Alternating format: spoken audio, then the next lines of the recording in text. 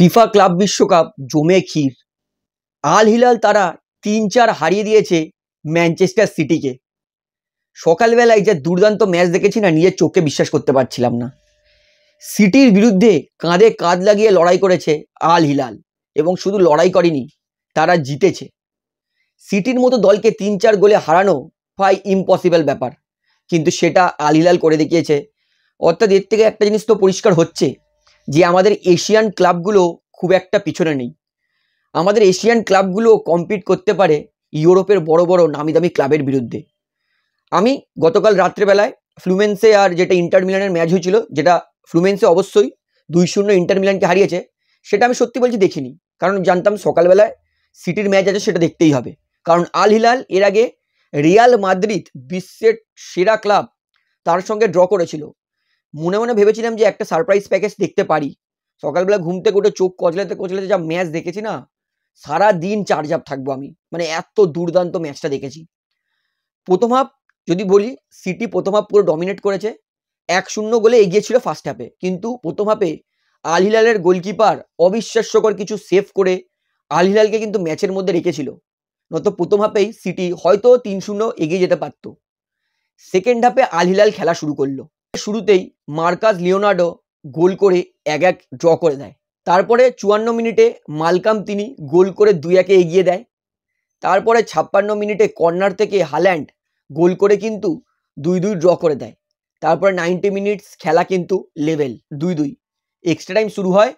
94 মিনিটে কর্নার থেকে গোল করে কলুবেলি, হেড মেরে সেখানে 3-2 এগিয়ে যায়। ভেবেছিলাম যে এইটাই হয়তো দ্যাটস ইট, গোল এখানেই হয় শেষ, কিন্তু সিটি দেখিয়েছে যে কেন তারা ওয়ার্ল্ডের টপ টিমের মধ্যে পড়ে। সেখান থেকে 104 মিনিটে ফোডেন গোল করে কিন্তু 3-3 ড্র করে দেয়। আমি তো ভেবেছিলাম এবার মেবি পেনাল্টি যাবে, কিন্তু না, পিকচার আবি বাকি থা মেরে দোস্ত। এবং ব্রাজিলিয়ান স্ট্রাইকার মার্কোস লিওনার্দো তিনি কিন্তু 100 মিনিটে একটা ট্যাপ ইন গোল করে 3-4 এগিয়ে দেয় আল হিলালকে, এবং আল হিলাল কিন্তু জিতে যায় এবং পৌঁছে যায় কোয়ার্টার ফাইনালে।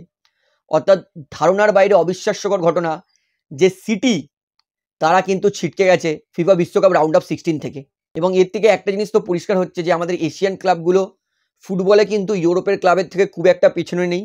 এশিয়ান ক্লাবগুলোও কিন্তু রাইজ হচ্ছে আস্তে আস্তে। এবং সত্যি বলছি, পেপ গার্ডিওলা এত এই ট্যাকটিস কোনো কিছুই কাজে আসেনি। দিনের সাথে কিন্তু আল হিলাল ম্যাচ জিতে বেরিয়ে গেছে, এবং এর থেকে তো আমি শিওর ফিফা ক্লাব ওয়ার্ল্ড কাপে এশিয়ান ক্লাবগুলো আরও বেশি বেশি সুযোগ পেতে পারে। তো আমি একটা বলি, আমাকে অনেক কেউ জিজ্ঞেস করছে যে দাদা মোহনবাগান ইস্টবেঙ্গল দল কি ফিফা ক্লাব বিশ্বকাপ খেলতে পারে? তো আমি বলবো অবশ্যই খেলতে পারে। ফিফা ক্লাব ওয়ার্ল্ড কাপে কোয়ালিফাই করার নিয়ম হচ্ছে 4 বছরের পিরিয়ডে কোন ক্লাব কন্টিনিউয়াসলি টপ লেভেলে ভালো পারফরমেন্স করছে। তো যদি ধরি, মোহনবাগানের কাছে কিন্তু বড় সুযোগ আছে ফিফা ক্লাব ওয়ার্ল্ড কাপ খেলার, কারণ মোহনবাগান আপকামিং ACL 2 খেলবে। যেই ACL 2 এ কিন্তু ক্রিস্টিয়ানো রোনাল্ডোর দল খেলছে, জুলিয়ান ড্রেক্সলারের দল খেলছে। অর্থাৎ ACL 2 তে যদি মোহনবাগান জেতে অথবা ফাইনালে যায়, তাহলে কিন্তু মোহনবাগান সুযোগ পাবে ACL এলিট খেলার। মোহনবাগানকে দিয়ে এক্সাম্পল দিচ্ছি, গোয়ার কাছেও সুযোগ আছে। তো AFC চ্যাম্পিয়ন্স লিগ 2 মোহনবাগানকে জিততে হবে অথবা ফাইনালে যেতে হবে, তাহলে মোহনবাগান সুযোগ পাবে ACL এলিট খেলার, টপ টায়ার। সেখানে যদি মোহনবাগান প্রথম বছরেই টপ টায়ার লিগে ফাইনালে প্রবেশ করে, মানে উইনার হোক অথবা রানার আপ হোক, ফাইনালে প্রবেশ করলে আরও 1 বছর সুযোগ পেয়ে যাবে ACL এলিট খেলার। অর্থাৎ মোহনবাগানকে কিন্তু মিনিমাম আপকামিং 4 বছর পিরিয়ডের মধ্যে অবশ্যই AFC চ্যাম্পিয়ন্স লিগ 2 জিততেই হবে, নয়তো কিন্তু ACL এলিট খেলার সুযোগ পাবে না।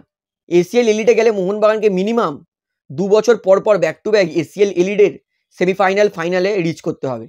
আর একটু গুছিয়ে যদি বলি মোহনবাগানকে এক্সাম্পল দিয়ে, ভাবুন মোহনবাগান আপকামিং ACL 2 তে ফাইনালে গেল বা জিতলো, কাপ পেলো, মোহনবাগান তাহলে ACL এলিট খেলার সুযোগ পাবে টপ টায়ার। অলরেডি মোহনবাগান কিন্তু তাহলে কি ফিফা ওয়ার্ল্ড কাপের আওতায় চলে এলো, কারণ অলরেডি যদি আমরা ACL 2 চ্যাম্পিয়ন বা ফাইনালে পৌঁছাই, তখন কিন্তু ফিফা ক্লাব ওয়ার্ল্ড কাপের আওতায় চলে আসবে। ACL এলিটে একবার কোয়ালিফাই করলে মোহনবাগানকে মিনিমাম ফাইনালে প্রথম বছর প্রবেশ করতে হবে। তাহলে কি মোহনবাগান AFCর পয়েন্ট ট্যালিতে বাড়বে, এবং মোহনবাগান যেহেতু ফাইনালে প্রবেশ করেছে, তার জন্য আরও 1 বছর মোহনবাগান কিন্তু ACL এলিট খেলার সুযোগ পাবে। সেইখানেও মোহনবাগানকে মিনিমাম সেমিফাইনাল পৌঁছতেই হবে, এবং মোহনবাগান যদি তারপরে আবার ISL চ্যাম্পিয়ন হয়ে যদি মোহনবাগান ACL 2 চ্যাম্পিয়ন হয় বা ফাইনালিস্ট পৌঁছায়, তাহলে কিন্তু 4 বছরের পিরিয়ডে মোহনবাগান কিন্তু এশিয়ান টপ স্টেজে একদম মানে সেরা পারফরমেন্স করবে। সেক্ষেত্রে কিন্তু মোহনবাগান দল বা আইএসএল এর কোনো দল সুযোগ পেতে পারে কিন্তু ফিফা ক্লাব বিশ্বকাপ খেলার। কাজটা ভীষণ কঠিন কিন্তু অসম্ভব নয়। তার জন্য কিন্তু মোহনবাগানকে অবশ্যই এসিএল 2 আগে জিততে হবে এবং এসিএল এলিটে মিনিমাম একটা সিজনে ফাইনালে প্রবেশ করতেই হবে। তাহলে কিন্তু মোহনবাগানের কাছে হিউজ অপরচুনিটি আছে ফিফা ক্লাব ওয়ার্ল্ড কাপ খেলার, Real Madrid, city, Chelsea, Bayern Munich ইত্যাদি বড় বড় ক্লাবের বিরুদ্ধে কিন্তু কম্পিট করার। তো আই হোপ মোহনবাগান বা আইএসএল এর কোনো ক্লাব কোনোদিন ফিফা বিশ্বকাপ খেলবে এবং সেটা আমরা দেখব। এর থেকে ভালো কিন্তু কিছু খবর হতেই পারে না।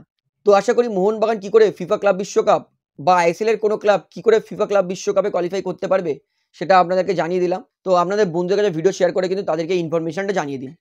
তো আপনার কি মনে হয় আইএসএল থেকে কোনো ক্লাব কি পৌঁছাতে পারবে ফিফা ক্লাব বিশ্বকাপ খেলার জন্য? সেটা আমাকে অবশ্যই কমেন্টে জানাবেন। তাহলে বন্ধুরা ভিডিওখানে শেষ করছি। আশা করি ভালো লাগলো। তো ভিডিওটি ভালো লাগলে অবশ্যই লাইক করুন, কমেন্ট করুন, শেয়ার করুন এবং চ্যানেল নতুন আছেন সকলকে একটাই অনুরোধ করে রাখবো, যেহেতু এইখানে আপনার খেলার সমস্ত রকম আপডেট পেয়ে যাবেন, তারা অবশ্যই পাবলিক ভিউ কলকাতা চ্যানেলটিকে সাবস্ক্রাইব করে বেল আইকন প্রেস করে অল করে রাখবেন। ধন্যবাদ।